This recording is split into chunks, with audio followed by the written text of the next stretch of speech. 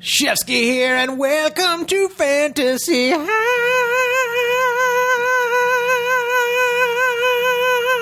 This is a podcast.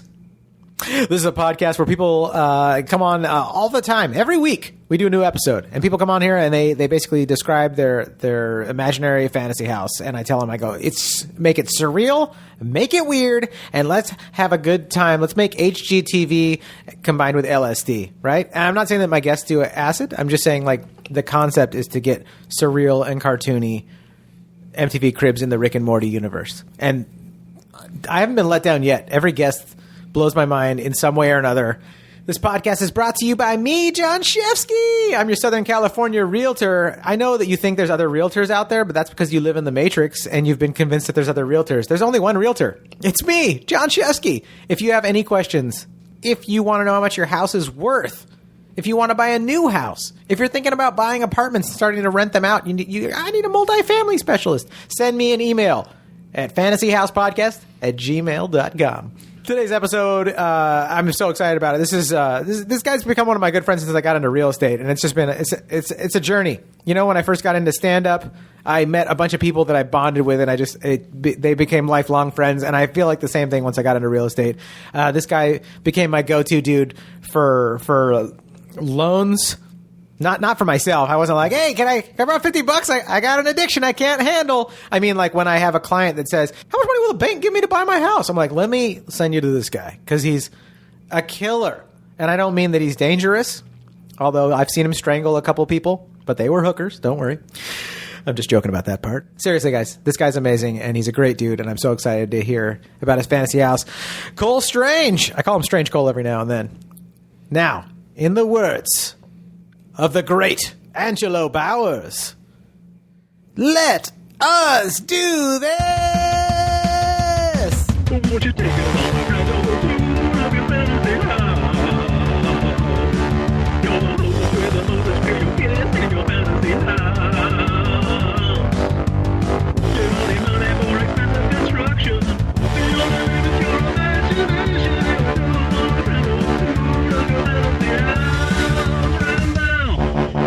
If you needed $50, I would lend them to you for a drug. That's like my way of trying to sound fancy when I'm ghetto. I was like, yeah, it's my loan officer. And then I call you, I'm like, hey, can I borrow $40? I'm in a strip club. Got you. My loan officer. It seems like that would already be a hip hop thing. Like, that's the hype man, and that's the inspector, and that's the loan officer. You know? Mm-hmm. Right? Yep. 5% interest if you need drugs. No right? problem. I need drugs, yo. I don't need drugs. The only high that I need is enjoying making podcasts, watching my kids giggle, and occasionally riding my mountain bike every 8th week of the year when I'm not working. That's the only high I need. Oh, and a few other somewhat legal drugs, like alcohol.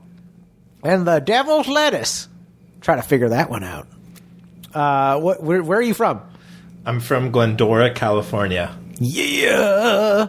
Glendora is like, if you're listening to this and you don't know, Glendora is like, once you get to Pasadena and you're like, we are too far from LA. Well, then you just keep on going. And then you hit Glendora. I had a joke with one of my friends about this because you feel like every city that you grew up in, that you lived in, from, I don't know, what's the fancy area? Brentwood, and then you move to LA.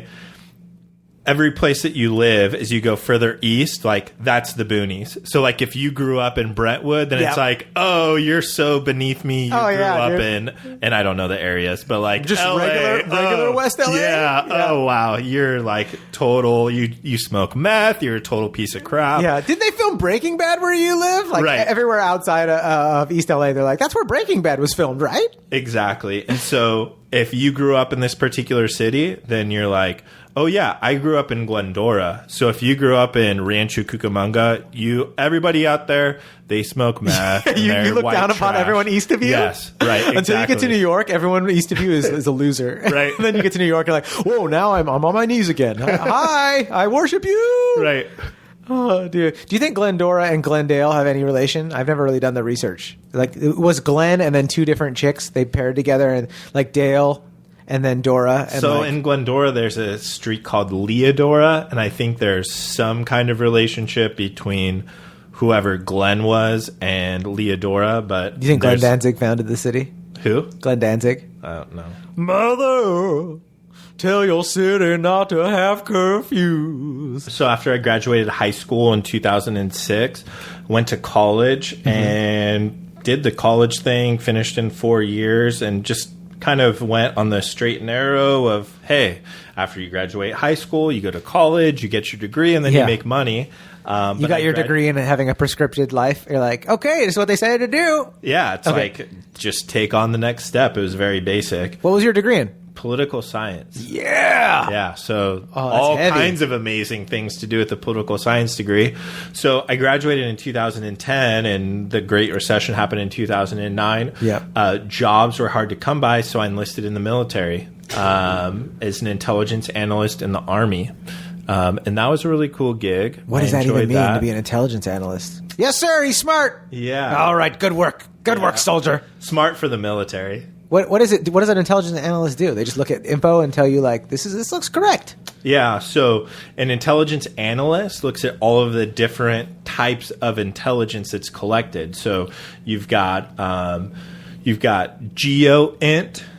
you've got OSINT, you've got OSINT, you've got all kinds of different types of intelligence, SIGINT, and what the job of an intelligence... What's SIGINT? Signals intelligence. Oh, okay.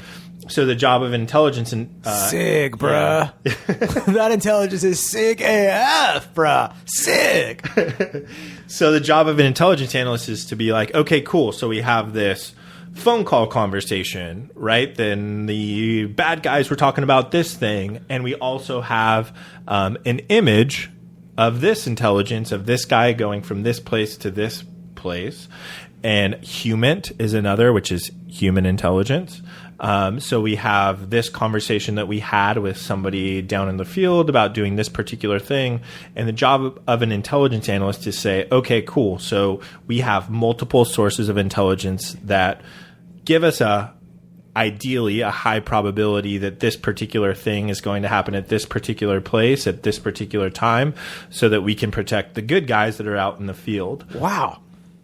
So you really are, I mean, this is like in the movies, like you really are putting the picture together. You're painting a picture by multiple things coming in, and you're like, well, he's saying this guy's saying this is the thing we photographed. Right. It looks like we're leaning towards this is probably what's happening here. Right. And this is wow, that's trippy, dude. Yeah. You and I have never really talked about this No, off camera, whatever you call it, off recording. So that's so cool. Yeah. So that was really fun. However, at the end of the day, that stuff it's just another report. And there were definitely good things that were to be done working as an intelligence analyst. Yeah. But as I was finishing up grad school, so what happened is I finished up the military. I had my security clearance, and I was like, cool, I'm going to go to I was recommended to go to grad school for national security studies. And the whole idea was, awesome, I've got my top secret security clearance.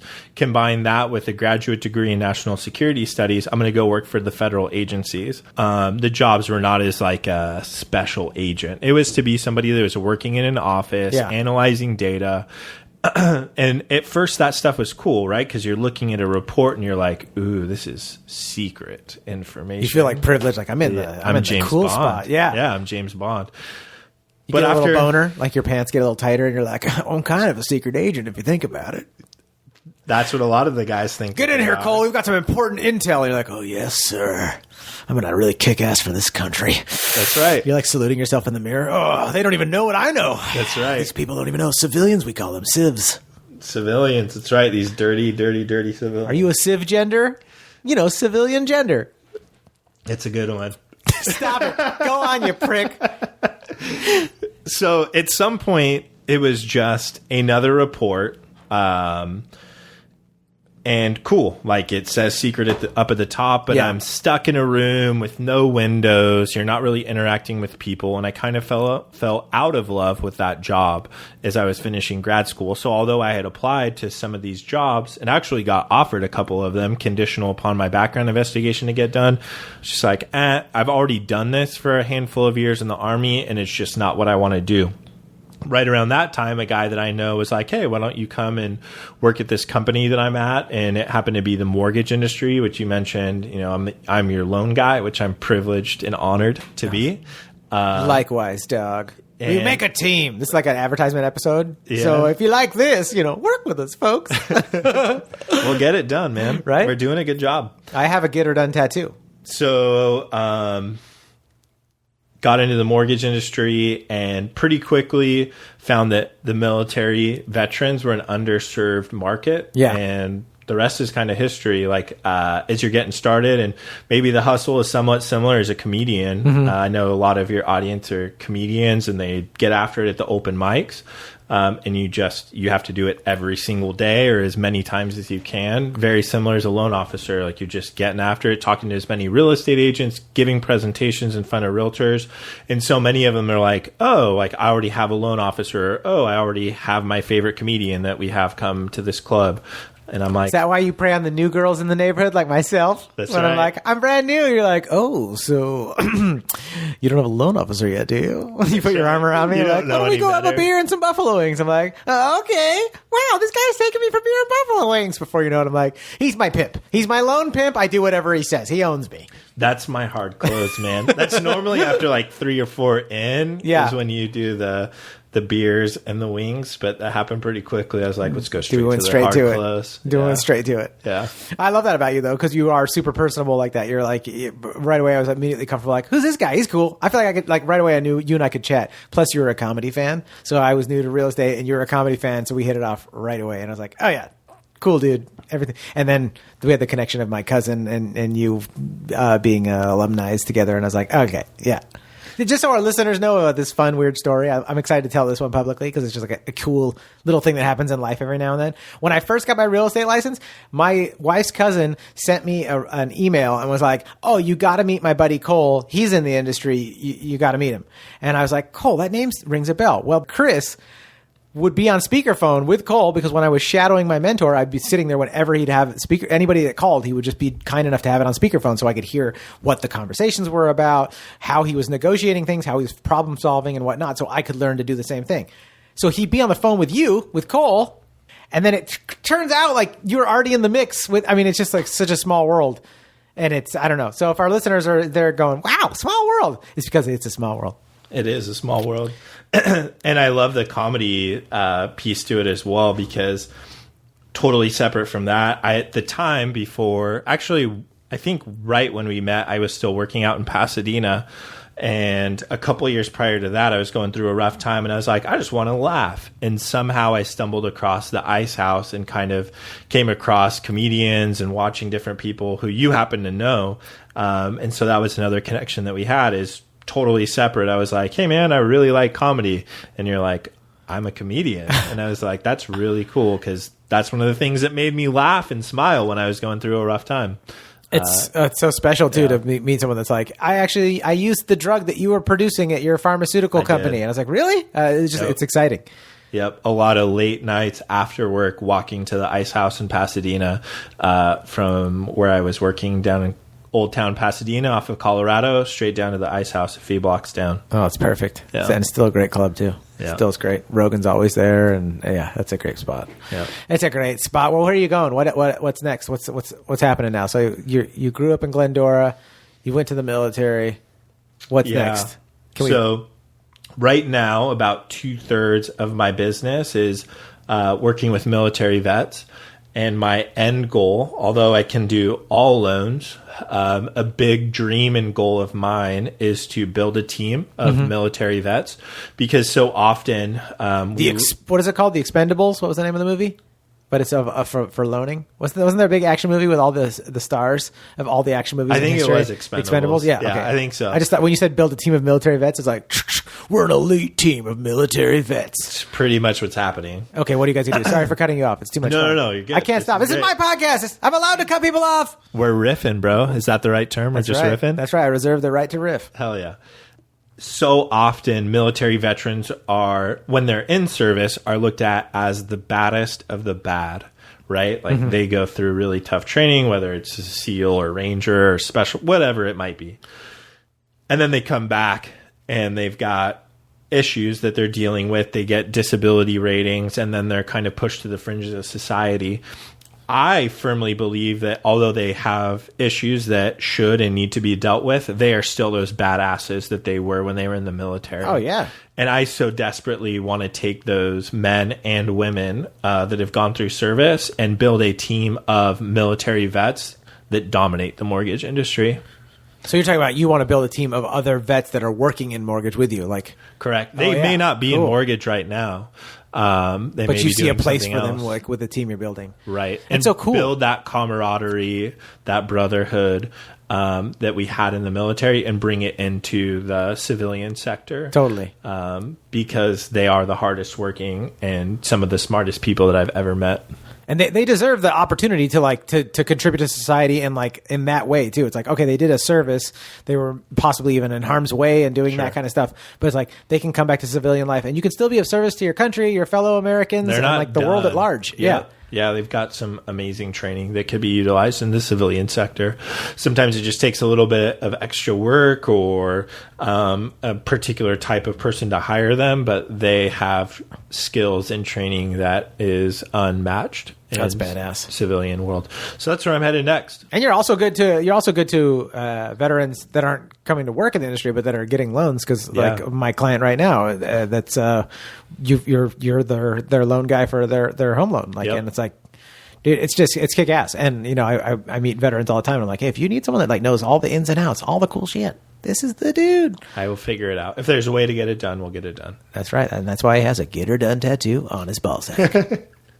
Where's your fantasy house located? Between Eureka and the Oregon coast, there's really nothing there. I was on a road trip with one of my buddies to Oregon, and we happened to stop in this. I don't even remember where it was. It was just off the path. The sun was setting, and we were like, hey, we really want to see the sunset on the California coast. So we pulled off, and it was some type of lagoon, and it was the most beautiful. Like, if I ever get married or get engaged to somebody, this is where I would do it. Wow, you found a place like that in reality? Yeah. Oh, wow. So Black Sand Beach. Yeah. As you look south, there's a bunch of like beautiful rocks. If you look behind you, there's a lagoon. So you're literally you're in the middle of two bodies of water. Yeah. So you've got a lagoon behind you, and you've got the beach in front of you. And then on the other side are all of the redwood trees, the redwood forest. And there's a mountain, and you've got fog, and it was the most beautiful sight that I've ever seen. So as I was sitting there, I was like, man, if I ever get married or propose to somebody, this would be the spot for sure that amazing. I would do it, because it was beautiful. So that's where my fantasy house is. Okay, that's great. That's I mean, that's great to see you so passionate about this location. Be like, and I built my fantasy house there. Like, I'm just closing my eyes, like foundation laid. Right. Okay, describe it to me. So visually, like if I'm walking up to it, what am I seeing? So on the outside, it looks pretty basic. Everything's clean cut. However, it's a single story, right? Because I don't want to deal with going up stairs or anything like that. And it's got a decent square footage. Let's call it like 3,000 square feet. Okay. But as far as the construction of it, like it wouldn't be really intimidating to like your average person. It's clean, clean yard, clean sidewalk, clean build. Like it's not an old house. It's a newer construction. Okay. Well, what color is it? It's going to be blue. Although it's a newer home, it's still a craftsman style home. Craftsman style. Yeah. Okay. Yeah. Okay. So blue with like it's got a nice porch. Okay. Right. So love a good porch. Got your rocking chair on your porch. Yeah. Yeah. You sure grew up in Glendora, California, not Glendora, Bama? So right off the bat, we got to take you to the bathroom. Okay. Right? Because we want to make sure if you got to take care of business, we want you to know where to go. Are you strong arming me? I'm like, I'm good. You're like, I need you to go potty just to make sure. It's been a long drive. I don't want any problems. So if you have to use the restroom, here it is. I forgot to mention, Cole, I'm wearing a diaper. So if you can change me real quick, I'd love to get freshened up. Hell yeah. What's the bathroom look like? Or what's the entrance that look like that you're dragging me to the bathroom in? What's that, like the flooring, lighting? What's the walls look like? Yeah, so it's high ceilings. High ceiling. Good call there. Yeah, high ceilings. You've got basic lighting, wood floors. I really like wood floors. My house right now has wood floors. I really like that. Yeah. They have like a squeak, like as you walk through them, it's got that old like homey feel to it. Yeah. As you take each step, it's like crick, crick, right? Yeah. Just feels like home. Okay. So we go into the bathroom. There's no toilet there. Okay. Yep. And you're in here with me. I'm like, okay, first of all, Yep. usually I go to the bathroom by myself. Second of all, Yep. where's the toilet? Yep. So before we start talking about that, there's no toilet. So you're kind of wondering like, hey man, what's up with that? Something's I'm like, missing. yeah, but let me show you some of the other characteristics of this great bathroom. So for one, your bathroom is going to be soundproof. Love that. Yeah. But it's not going to be for the reasons that you think. Okay. Like you would think, oh, it's a soundproof bathroom. It's because, you don't want other people to hear what's going on. That's actually not the case. At least not the things that you would think we're concerned about. It's actually for somebody like me. So when I brush my teeth, Yeah. I brush my tongue, Yeah. right? You like get way back there Nothing wrong with that. and you don't want bad breath. You want to make sure that you're taking care of, your tongue. There's all kinds of nasty So you're gagging bacteria. and you don't want people to ask if you're throwing up? Yeah. So there's been. Did I guess it right? Yeah. No, Oh. exactly. So there's been multiple times. Yeah. I almost gagged, just fake gagging. Yeah. My roommates, actually, when I went on this road trip, I was with one of my buddies and we stopped at a hotel and I was brushing my tongue and he was in the shower. She was in the shower. Yeah. And it was a totally separate. He's in the shower. There's a door closed, and I'm brushing my teeth, and he can still hear me gagging. Like, "Hey, man, are you okay?" Like through a closed door, through a shower, he could still hear me gagging. So You just want it soundproof so no one asks you, like, are you all right? Did you drink a lot last night? Right. Yeah. No, I'm fine. I'm just brushing my teeth, dude. Leave me alone. Dude, just brushing my tonsils. Quit harassing me. But you got to go back there, man. There's a lot of bacteria there. It's where bad breath. That's why I call it bacteria. It's in the created. back. That's right. So we're brushing our tongue, brushing our teeth. Bathroom is soundproof. There's also what appears to be a tanning bed, but it's not that. It's Okay. not a tanning bed. Please don't tell me I lay down to take a shit in your bathroom. No, you don't. This Just checking. So I haven't been to the tanning salon since I was in high school. I don't think I've ever been to the tanning salon. Yeah, but they have these like spray tan things. Yeah. So it's kind of like that, and you step in, and this is not in video, but I'm a pretty hairy guy, right? You are. You're a beast. Yeah, and so I've always wanted to have a place where I could just walk in, and then, bzz, just from the neck down, it's all gone. And you're just smooth skinned with no hair? Super smooth. Just smooth Super skin. clean. From Armenian werewolf to gay dude in a hair salon that waxes from top to bottom. That's right. Just walk in, everything's taken care of. Super smooth. Okay. That would also be in my fantasy house. It's what do they call it? Like a nair? A virtual nair? No, a nair. Body nair. A body Does that nair? exist? I mean, it does. It's a fantasy world. You're allowed. Everything exists that you want it to exist. That's the beauty of a fantasy house. You get to make it up. Hell yeah. All right. So, seriously though, how do I go to the actual bathroom? Yeah, so there's no Thank you for taking the yeah. hair off of my body, though. You bet. My wife would probably freak out. She'd be like, I guess I like it.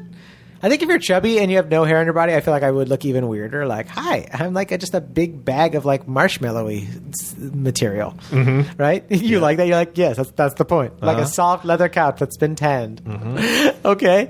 Oh, where's the bathroom? Or where's the pooper? All right, so you've got to go to the restroom. Yes. All right. There's a door. Takes you outside. Okay. You open up the door, and don't worry, like nobody's gonna see you. It's like totally different area. There's walls, so you don't have to worry about people that have gone into the backyard coming and seeing you. So it's outdoor but private. It's outdoor but private. Okay. Have you ever taken? I call them grumpies. Have you ever taken a grumpy out in the wilderness? I think I have. I never called it a grumpy, so I'm wondering if it's the same thing. But It's probably one of the most liberating, and also you feel so connected with nature in that moment. So you go to the restroom you take a crap outside. There's just something about squatting yeah, and just being. in touch with nature. I love how you call it a grumpy. Yeah. That's like the cutest name for like taking a shit in a hole. It's like when someone says they're in a pickle. It's like, I just murdered someone and I need help burying the body. I'm in a little bit of a pickle. Yep. Yeah. You gotta It's take a grumpy. It's a little grumpy. Got to take a grumpy. Okay. Yeah, so there's just something, at least for me, when I have gone and done this a handful of times, whether it's in military while we were out in the field or in Nigeria. You go out and you feel in touch with nature. And so I want other people to experience this that otherwise probably wouldn't. They're used to toilet. So there's something about the squat. Yeah. And you feel a little bit vulnerable. There is a vulnerability, Yeah. and especially as a man, like to have your Right. nads hanging there. Yeah. Where it's like you're in the wilderness. There's so many things on the ground and in the ground, and your nads are just hanging. Yep. And as soon as it drops, at least in my experience, as soon as it drops, flies are on that. You know, they just get right on They're it. just like, yeah, I got dibs, boys, Bzzz. And they just fly over to it. Like, yeah, they're all in competition. Yep. How come he always gets the hottest turd? He's the alpha fly. Don't worry, he'll be dead in 23 hours. You still have 20 minutes on him. Hot Okay. and steamy in Nigeria. That's disgusting. Yeah. Nigeria, dude. We didn't even talk about Nigeria when we were talking about your bio at the beginning, dude. Okay, well, I guess it's a good point to just like throw it in here to the audience. Cole goes to Nigeria with his church, and they actually build schools for the poverty-stricken areas in Nigeria. I think that's one of the baddest things, because there's so many charities out there, and there's so many ways that people can try to contribute, but that are almost, I would say, like, I don't know if convoluted is the right word, but things get like super complex, and you go like, is this money, like, you know, every time they find out about a scandal at the Red Cross or those kind of things, you're like, did they even put the money I gave them towards like the thing that I gave them the money for, or did they spend it on BS? But with you, like, you're physically hands-on getting your butt out there and helping to build schools for poverty-stricken people in Nigeria. It's just badass. I love it. Yeah. If you're like, I was wondering about what charity I should do, this is one that I totally advocate, because I love just knowing that you're straight up going there in person, taking care of the stuff you say you're going to take care of. Yeah, man. I really appreciated that about you, is that you were one of the people that like voluntarily were like, hey man, like, I do what I do as a real estate agent, and part of what I do is I want to be able to give back to the community. And I had told you, yeah, I self-fund, so when I go, all of my expenses for airfare and lodging and everything like that, I take care of.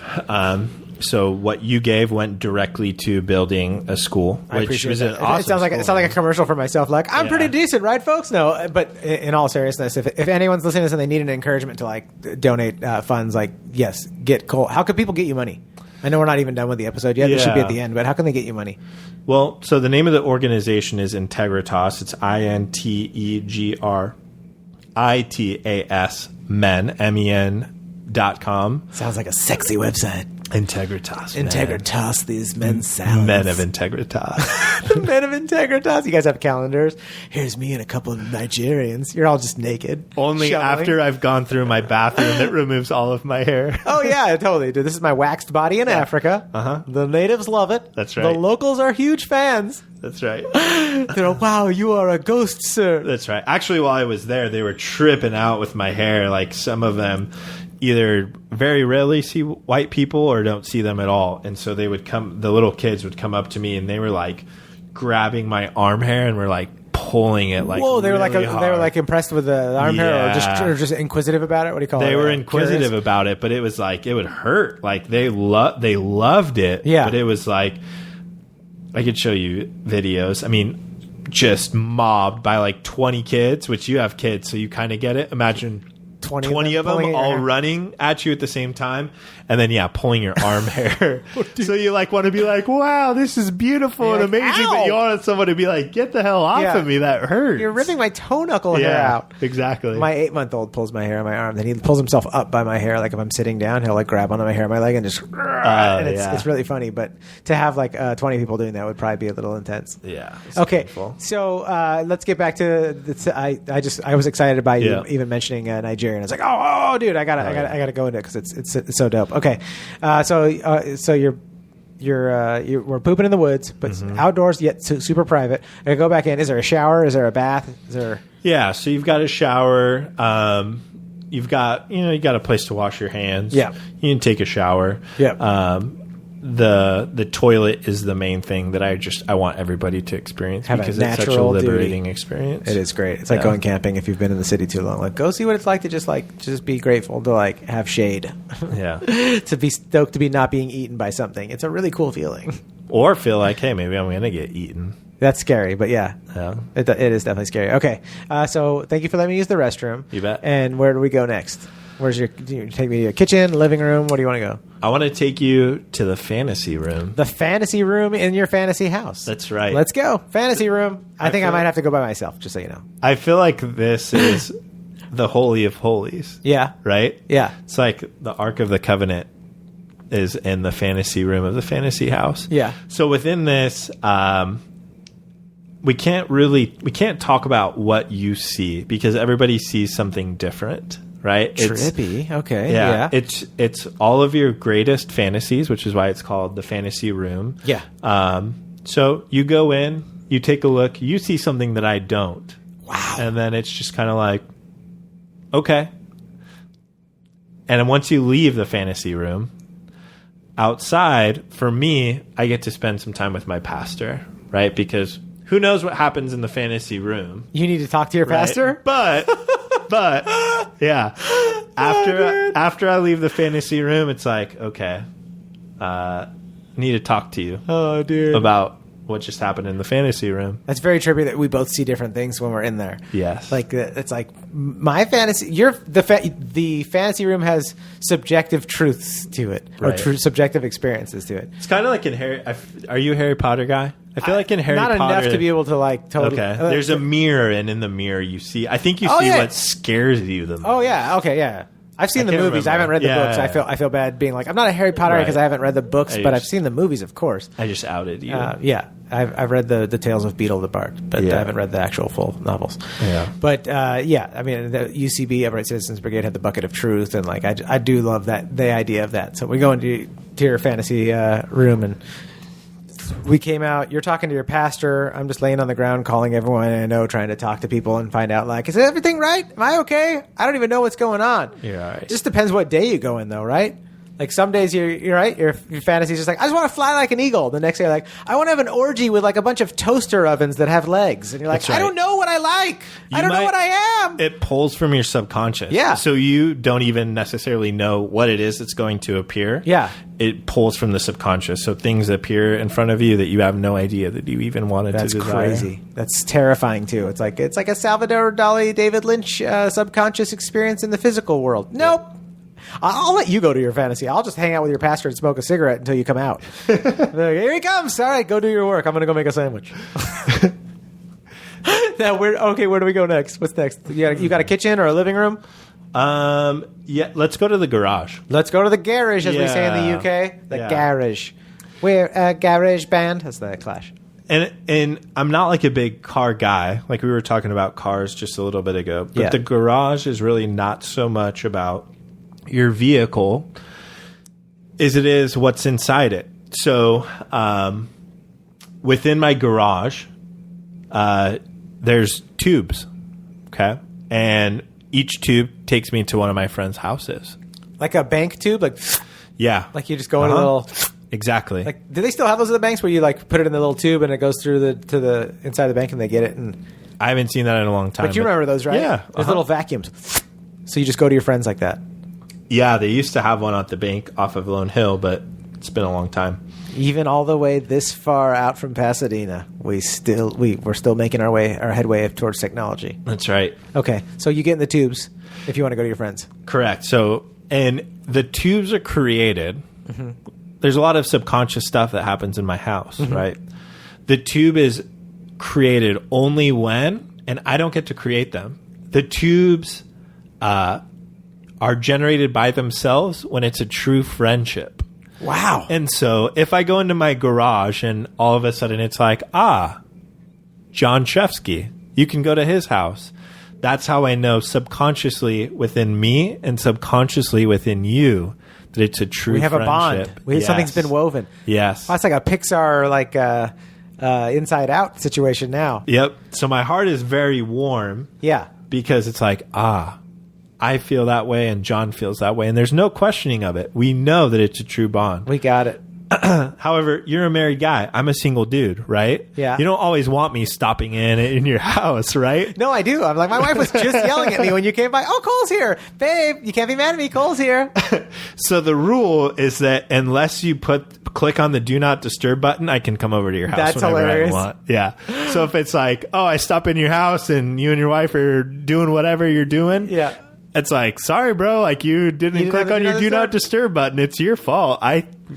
For all I knew, it was okay if I came over to your house. That becomes the new thing that my wife does on date night. Like, she starts pouring glasses of tequila, and then she flips on the do not disturb thing. That's right. And like, Cole's not that by now. That's right. But then, like I said, when she's yelling at me, I like kind of sneak over, like, yeah, babe, well, see it from my perspective. Then I sneakily switch the fucking thing off and like, oh, Cole's here. And I've been like waiting there. I'm like, ooh. It's like do not disturb. I'm just waiting for you to click on the switch, and then I just jump immediately into your house. Yeah, and I try to like play it off, like, dude, what are you doing here, man? I'm trying to have a conversation with my wife. Thanks, dude. Just hang out for a couple more minutes. Babe, Cole's here. Maybe you could just take it easy on me. How cool is that? If you could just visit your friend. One, it'd be you fun as knew hell. that they were legit friends. Yep. Two, you could visit them whenever you want. You just jump in the little bank thing that you're talking about. Yeah. That's hella fun. Yeah, dude, that's super rad. And the fact that it's magical, that it's actually bonded by actual friendship is pretty cute. I think you're getting a good Yelp review on peoplewithhearts.com. That's Hell really yeah. good. Okay, where else do we go? What's else? Is there anything else in the garage, or is that it? You don't need cars because you're like sucking through the vacuum to get to your friend's house. My 2014 Hyundai Elantra is in the garage. You are as humble as you are warm, my friend. You're like, I'm not really a car guy. And then you're like, I have a 2019 Elantra. You're like, yeah, you're not a car guy at all. 2014. Yeah. Oh, dude. Yeah, definitely. Yeah. I'm a car dude that doesn't have a cool car. I'm a car dude with a Corolla. Hell yeah.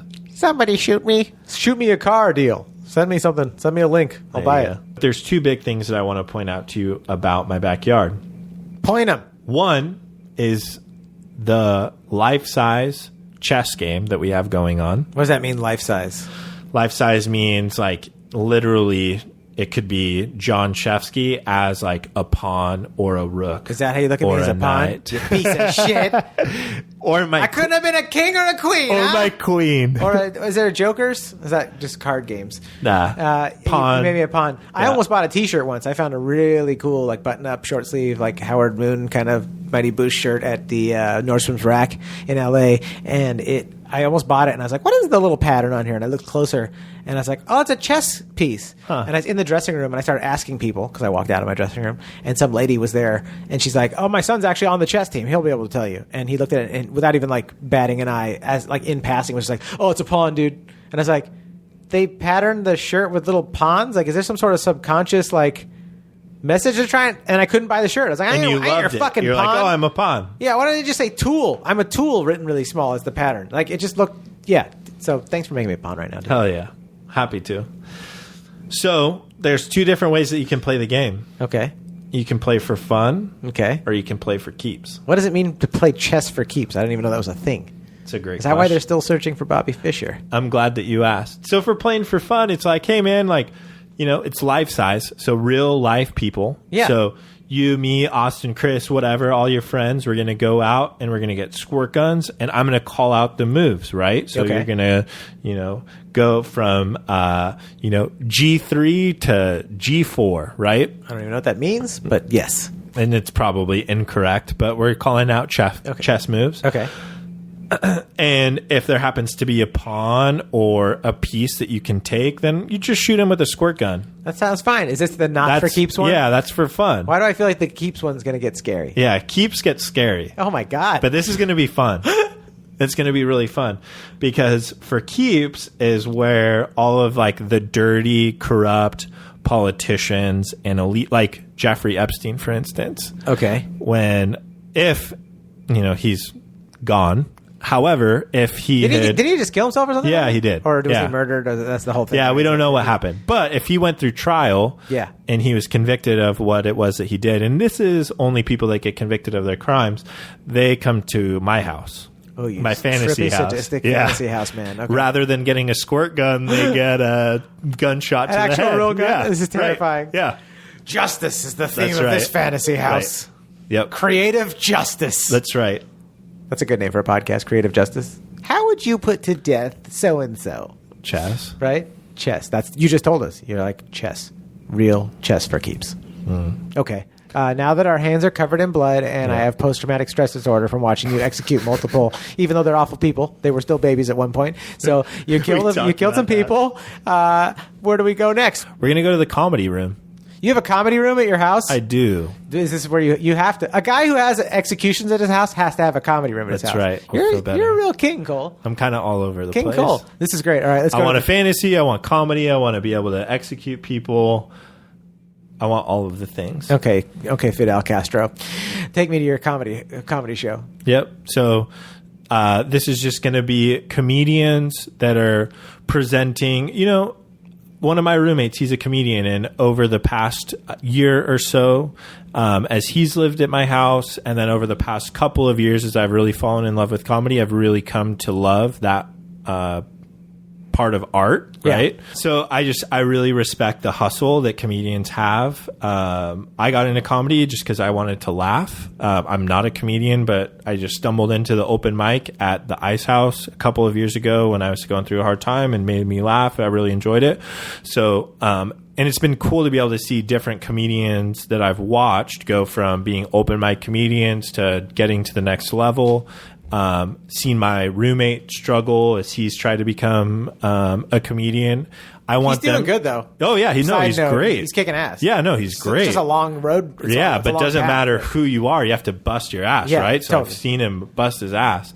I want those comedians to be able to come over to my comedy room and just like give a show that maybe for whatever reason they've like second guessed themselves of like, oh, I don't know if this joke is going to go over well, or I can't say this thing in this audience. Like I want them to be able to just give a show from their heart, bro. That's great. And is I want to watch the name of the club? From the Heart Comedy Club? Yeah, I guess we just named it. Welcome to From the Heart Comedy Club. Yeah. Will you be sitting up front? You're already covered in blood from the chess game. You don't need a Gallagher jacket. I was actually talking to Mike about this the other day. So I like to sit in the front. However, I have big legs. And I've been called out a couple of times because they take the chairs. Do you have big legs? I mean, you're a tall dude. Yeah. So I've got big, long legs, and when I sit in the he's got legs, dun, dun, dun, and he sits in the front row at the comedy clubs. And they're very smooth because the hair's been removed. Hair's been removed. Yeah. I don't know how to feel about them. He tucks his dick. I can't even tell he's a dude. Woo, he's just a big curvy girl in my eyes. All right, go on, sorry. But I've been called out a few times by comedians, and I didn't know this, and Mike told me.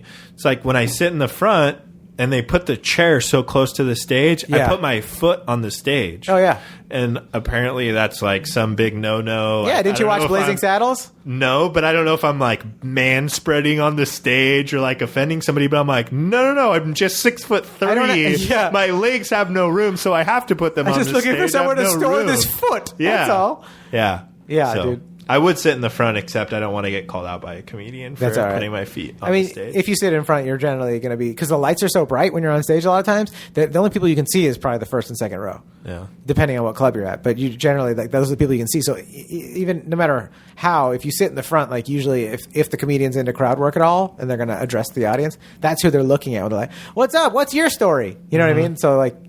You're just asking for trouble if you sit in front. But unless you want that kind of trouble, it can be fun, It is kind of fun. Right? Where are we going next? Let's go to the living room. I thought you were the master bedroom. Now you got extra rooms you want to show me. Yeah. Show me the living room. All right. You got 10 seconds. How good is it? Okay. Living room just has a really, really big rug. Okay. It's like very like soft that you can lay on. What color is it? Pink. Pink, and what material?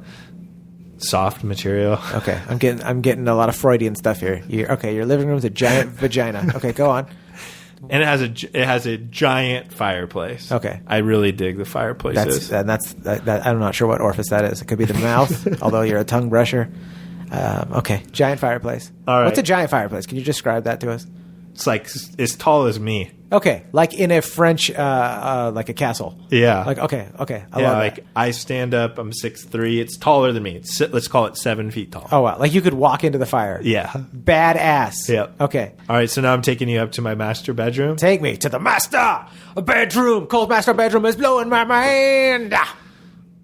My girlfriend, my sophomore year of high school. Oh my God! She's been stuck in your master bedroom. Is this a prison? You freak! Couldn't you just keep her in your fantasy room? Okay, go on. No, but her uncle had this her grandparents had this great house. One of the rooms, the entire room was a mattress. Not true. I swear. A real mattress? Do people have been on Fantasy House since me starting the show? I'd say 8 out of 10 guests have been like, "There's the master bedroom, the whole room's a mattress." And I'm like, "That's rad because it's your fantasy house." But no, this doesn't exist in real life. Are you serious? It did at her grandparents' Oh my house. God. They were loaded. They had all kinds of. They had like Bentleys, Ferraris, all kinds of crazy stuff. But they had a full mattress room. They had a room that was all mattress. Oh, it's so rad! I can't wait for everyone.